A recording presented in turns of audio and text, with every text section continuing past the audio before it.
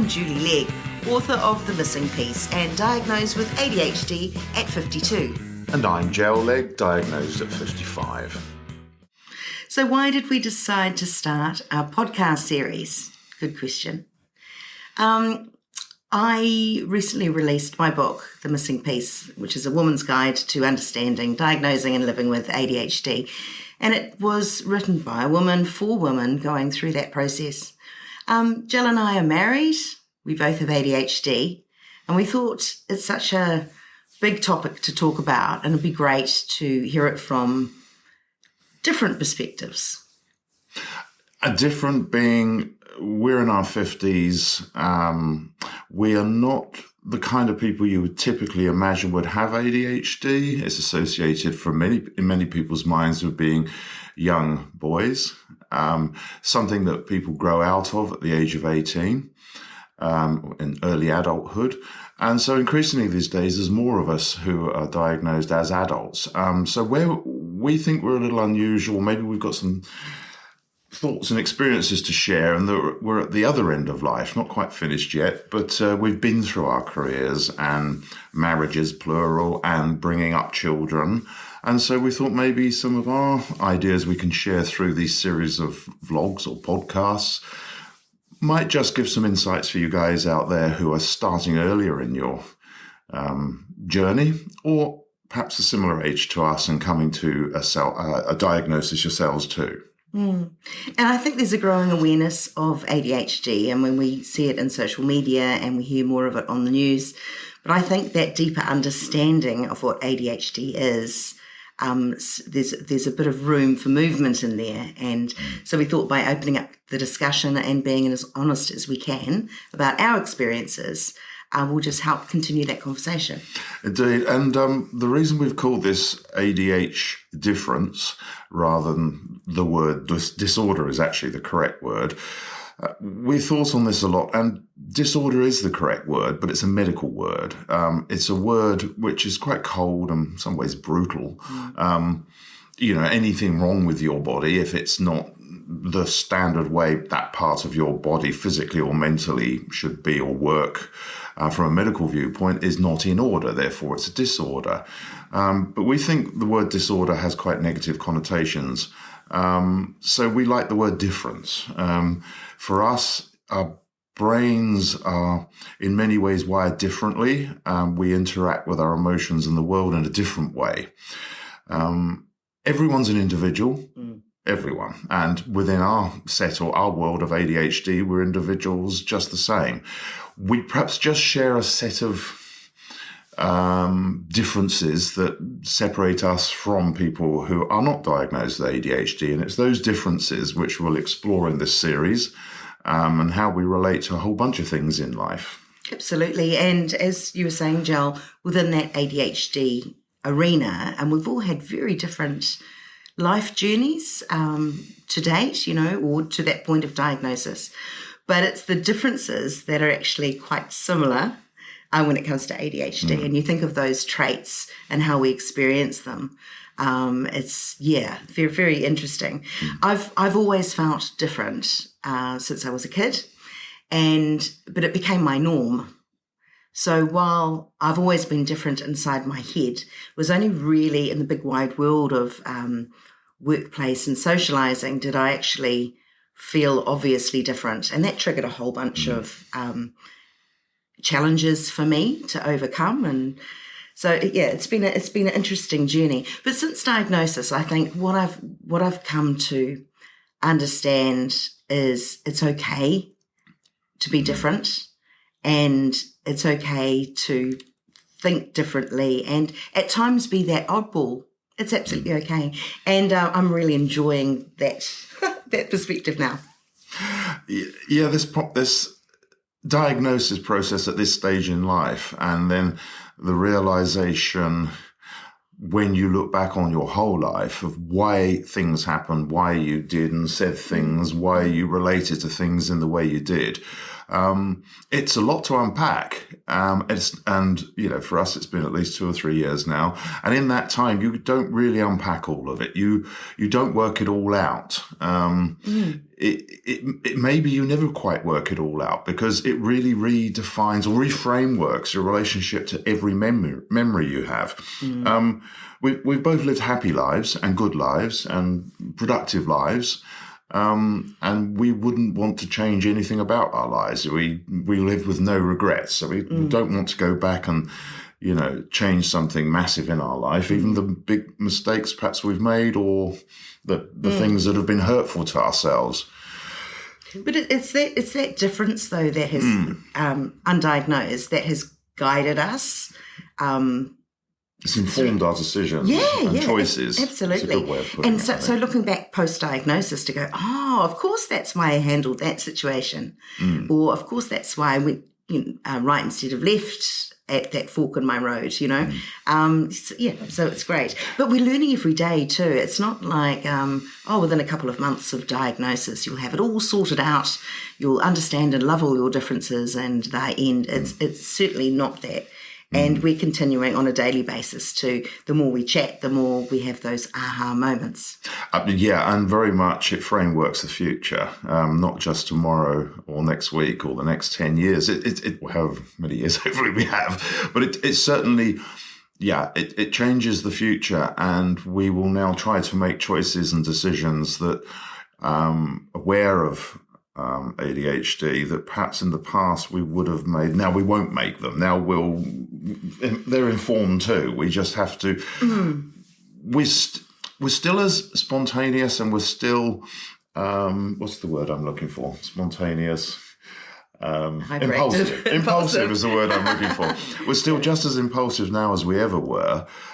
Whether it's maturity or whether it's an understanding of how impulsivity and ADHD are so intrinsically linked, I don't know. But we do have crazy mad ideas, but we do allow ourselves to sleep on those ideas and then reassess them in the morning and be honest with ourselves that perhaps they were not the best idea. Yes.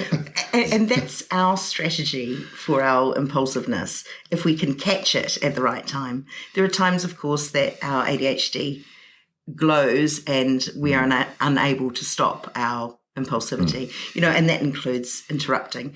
And in fact, I really should say, I should have said at the start of this, our disclaimer is, as well as not being psychiatrists and psychologists, we have adult ADHD, but also what you're likely to see in these podcasts or vlogs is over-talking. We're being very restrained at the moment, oversharing at times. I certainly know from my point of view, my head is so busy and full of thoughts that often my mouth can't keep up. And, we have a little giggle at ourselves most days when I can't finish a sentence because my mind has raced ahead so quickly that my mouth can't find the words or finish that sentence. Or I finish your sentences. Yes, you do. Because I've already figured out what you're trying to say, and I'm bored and I want to get to the end of it so we can move on to the next sentence. And sometimes you're right. And other times it's like, oops. I haven't finished. Yeah, there is another disclaimer which will probably underpin a lot of what we talk about in these series of chats, is we are not medicated, and we've chosen not to be medicated. We have no strong feelings either way on that, and we certainly, each person must take their own path according to how their relationship with ADHD and impacts their life. I think from our perspective, we've got through life happy. We've done reasonably well in life, and we don't really want to change our relationship with the challenges and the fun and the opportunities around us. So. And it's almost like a personal challenge to go, right, okay, so acknowledging the trip hazards that we've had in the past and being aware of them, and therefore just, living with it. Living with it and thinking about it, and being really open about how we're feeling about it, and do things different. But my policy, amongst many mantras that I have, is never say never. So while I am very happy to explore this non-medicated future, for me, if circumstances were to change and I felt that it was impairing my life so much, I'd be silly not to consider that option. Yeah, I can imagine situations like that. Because we live a relatively free-range life. I don't like the word lifestyle. It's sort of, we're not fashion people. I just don't like that word. Yeah. But our lives are relatively free range in terms of time scales, timetables, and how we live. And we're blessed enough to live rurally, so there's a lot of nature around us. But it may be a situation in the future through circumstances that we are confined into a space. Maybe if we were ill in the future or something, where it may be really difficult for us to manage being in a very confined space. Working on other people's timetables. Anyway, can I just add to that, Joel? Yeah. And that is that I think we haven't accidentally living a free-range lifestyle.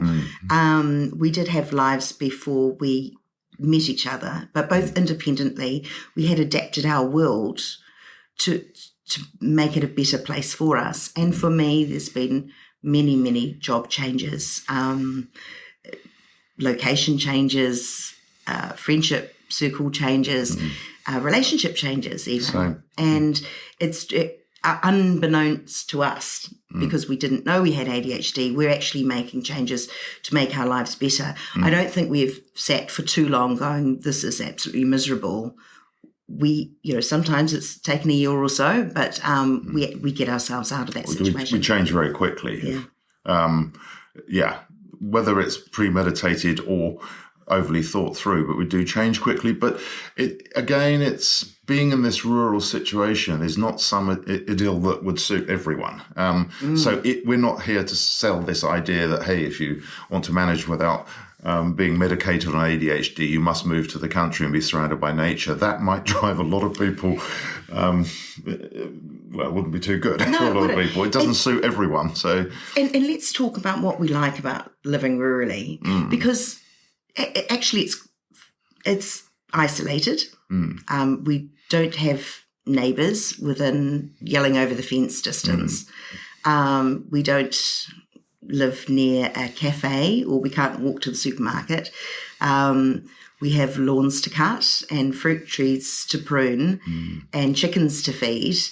There's a lot to do. So it's not, we're not sort of lying in hammocks going, wow, this is the life. It's why. So why does rural life suit us, John? Oh, because yeah, I like to say it's because,